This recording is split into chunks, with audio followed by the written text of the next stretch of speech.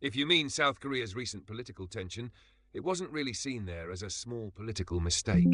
It escalated because many Koreans felt it crossed a major democratic red line. The tension traces back. If you mean South Korea's recent political tension, it wasn't really seen there as a small political mistake. It escalated because many Koreans felt it crossed a major democratic red line. The tension traces back to the political crisis that began after former President Yoon Suk-yeol declared emergency martial law in late 2024, which triggered impeachment, court battles, mass protests, and deep political division. Why did it get so intense? One, in Korea, democracy is emotionally sensitive. South Korea lived under military-backed authoritarian governments until the late 1980s. Because of that history, anything resembling military involvement in politics, emergency powers, or restrictions on democratic institutions can trigger huge public reactions. For many Koreans, this is not just politics, it touches historical trauma. Number 2. What some call a mistake was viewed as very serious. Supporters of Yoon argued it was a failed political decision or overreaction. Critics saw it as an abuse of presidential power because martial law is an extreme measure usually associated with war or national emergency. Even though it was quickly reversed, many people felt the line had already been crossed. 3. Korea is already very politically polarized. South Korea has strong conservative versus progressive camps. Once the crisis started, it became bigger than one decision. It turned into arguments about democracy, corruption, the courts, media, and the country's future direction. Analysts noted the tension would likely continue even after leadership changes because polarization had become so deep. 4. North Korea adds pressure. Unlike many countries, South Korea lives with a constant security threat from North Korea. Political instability inside the South can feel more dangerous because security, the military, and alliances are always sensitive issues. So from the outside it can look like, why so much tension over one political error? But many Koreans saw it more like, if we ignore this, what happens next time? Especially because of the country's history with authoritarian rule. Tteokbokki, if you mean a different recent Korea tension, like protests, election drama, North Korea issues, or K-politics this week, tell me which one and I'll break it down.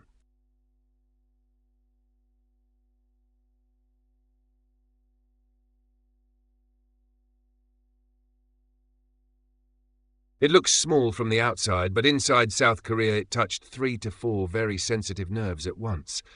Think of it less like, oops, a political mistake, and more like someone pulled a fire alarm in a country that remembers real fires. Here's the deeper breakdown. 1. The mistake was seen as small. The core trigger was former President Yoon Suk-yeol declaring martial law in December 2024. Martial law is an emergency power usually reserved for war, invasion, or extreme national crisis. In practice, it can involve military authority, restrictions on politics, and emergency control. Even though it lasted only a few hours before Parliament blocked it, many South Koreans saw the act itself as dangerous. For many Koreans, the reaction was, open quote, it failed quickly, but why was it attempted at all? Close quote, that question mattered more than the duration. 2. Korea has historical trauma with dictatorships. This is the biggest reason foreigners sometimes underestimate the reaction. South Korea today is a strong democracy, but older generations remember military-backed governments and authoritarian rule before democratization in 1987. Martial law was used multiple times in the past during crackdowns and political repression. So when the words martial law appeared again, it triggered memories of an era many people never want repeated. Imagine if a country with painful historical memories suddenly heard language associated with its darkest political era, even briefly. The emotional response becomes much stronger. 3. People believed democratic rules were tested. Critics argued the declaration bypassed normal democratic limits. Reports and court findings later focused on allegations such as attempts to restrict lawmakers and involve security forces in politics. South Korea's Constitutional Court unanimously upheld Yoon's impeachment in April 2025, saying constitutional violations were serious enough to remove him from office. From one perspective, supporters said, bad decision, political chaos, but not dictatorship. Critics said, no, The very attempt matters because democracies are protected by limits. That disagreement intensified polarization. 4. Korea is already extremely politically divided. South Korean politics is very intense. Conservatives versus progressives can be deeply split, almost identity-level politics sometimes. Once the crisis began, it stopped being only about one president.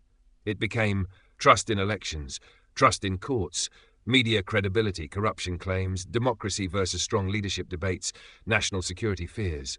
So tension snowballed. Now 5. North Korea makes instability scarier.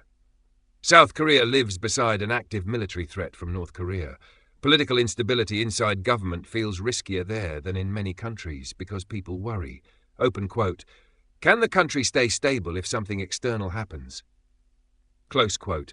That security backdrop amplifies political fear. That's 6. Why protests got so emotional.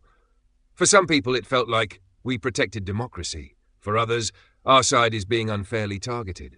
When both camps feel existentially threatened, protests and tension rise fast. That's why you saw strong emotions in Seoul and online. A simple way to think about it. Outside Korea, why so dramatic over one political era? Inside Korea, because countries don't lose democracy all at once. It starts with one line being crossed. That doesn't mean everyone agrees. Many Koreans still disagree strongly about whether it was incompetence, overreaction, or something more serious.